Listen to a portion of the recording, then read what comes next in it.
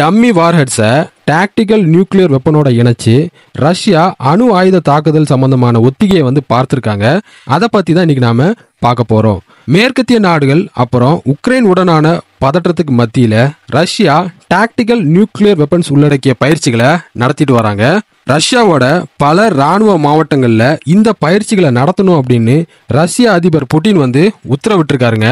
உக்ரைனுக்கு மேற்கத்திய நாடுகளின் ஆதரவுனால ரஷ்யாவுக்கு வரும் அச்சுறுத்தல்களுக்கு பதிலடி கொடுக்க ரஷ்யா எப்பவுமே தயாரா இருப்பதை வெளிப்படுத்துவதற்காக ரஷ்ய ராணுவம் இந்த பயிற்சியில ஈடுபட்டு வராங்க. இந்த டாக்டிக்கல் நியூக்ளியர் வெப்பன்ஸை போர்ல பயன்படுத்துறதுக்காக இந்த பயிற்சிகளை ரஷ்ய ராணுவம் மேற்கொண்டுட்டு வராங்க.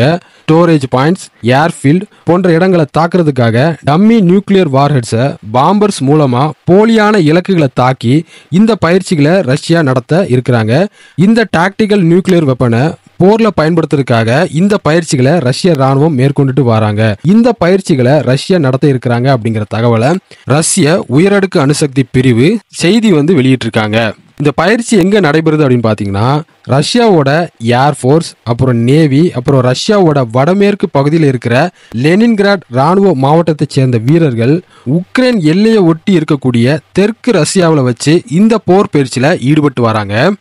ரஷ்யாவை மேற்கத்திய ஆயுதங்களை கொண்டு உக்ரைன் தாக்குறதுக்கு அனுமதிக்கும் மேற்கத்திய நாடுகளுக்கு ஒரு எச்சரிக்கையை அனுப்புறதுக்காக இந்த பயிற்சியை ரஷ்யா மேற்கொண்டுட்டு வராங்க. உலகத்தில் இருக்கக்கூடிய அணு ஆயுதங்கள்ல 88% அணு ஆயுதங்கள் அமெரிக்கா கிட்டையும் ரஷ்யா கிட்டையும் இருக்கிறதுனால இந்த உலகத்தோட மிகப்பெரிய அணுசக்திகளா அமெரிக்காவும் ரஷ்யாவும் உருவெடுத்து இருக்கு அப்படிங்கிற தகவலை அமெரிக்க விஞ்ஞானிகள் கூட்டமைப்பு வந்து இப்ப சொல்லியிருக்காங்க. யுஎஸ் வந்து என்ன பண்ணியிருக்காங்கன்னா அவங்க கிட்ட இருக்கக்கூடிய 100 நான் ஸ்ட்ராட்டஜிக் B61 அணு ஆயுதங்களை 5 ஐரோப்பிய நாடுகளான இட்டலி, ஜெர்மனி, டர்க்கி, பெல்ஜியம், நெதர்லாந்துலயும் இதே மாதிரியான இன்னொரு 100 ஆயுதங்களை யுஎஸ்லயும் வச்சிருக்கிறதா அட்டாமிக் சயின்டிஸ்ட் புல்லட்டின் வந்து சொல்லுதுங்க.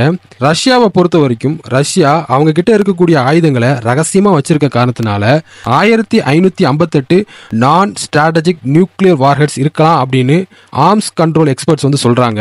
இதுல உலகத்தையே அச்சுறுத்துற மாதிரி கடந்த வாரம் புட்டின் வந்து என்ன சொல்லியிருக்காரு அப்படின்னு பார்த்தோம்னா 1945ஆம் ஆண்டுல ஆகஸ்ட் 6ஆம் தேதி ஹிரோஷிமால யுஎஸ் பயன்படுத்திய அணு ஆயுதத்தினால ஏற்பட்ட பாதிப்பை விட 5 மடங்கு பெரிய பாதிப்பை ஏற்படுத்தக்கூடிய 70-75 kiloton explosive power tactical nuclear weapons Russia கிட்ட இருக்கு அப்படின்னு சொல்லியிருக்காரு. இதுல நாம தெரிஞ்சுக்க வேண்டிய விஷயம் என்ன அப்படின்னு பாத்தீங்கன்னா ரஷ்யா உக்ரைன் போற 3ஆம் உலக போரா மாத்துறது மட்டும் இல்லாம அது அணு ஆயுத போரா மாத்த போறாங்க அப்படிங்கிறது இந்த சம்பவங்கள் மூலமா தெளிவா வந்து புரிய வருதுங்க. காணொளி பார்த்தமைக்கு ரொம்ப நன்றி. அடுத்த காணொளி சந்திப்போம். நன்றி, வணக்கம், வாழ்க வளமுடன்.